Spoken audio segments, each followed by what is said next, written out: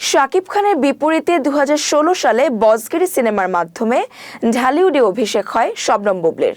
সংবাদ পাঠিকা থেকে চিত্রনায়িকা হয়ে ৯ বছরে দেয়ালের দেশ ও প্রহেলিকার মতো চলচ্চিত্রে নিজেকে প্রতিষ্ঠিত করেছেন তিনি। এবার প্রযোজক হিসেবে হাজির হচ্ছেন বুবলি।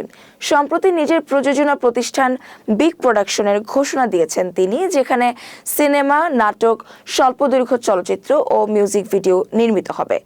প্রথম উদ্যোগ হিসেবে কোরবানির ঈদে একটি নাটক নির্মাণ হবে, এরপর সিনেমার ঘোষণা আসবে।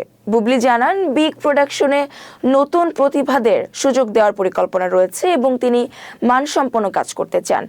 প্রযোজনার পাশাপাশি চলচ্চিত্রেও ব্যস্ত রয়েছেন তিনি। আসন্ন রোজার ঈদে তার একাধিক সিনেমা মুক্তির সম্ভাবনা রয়েছে। এর মধ্যে পিনিক ও জঙ্গলি সিনেমার ঘোষণা দেওয়া হয়েছে।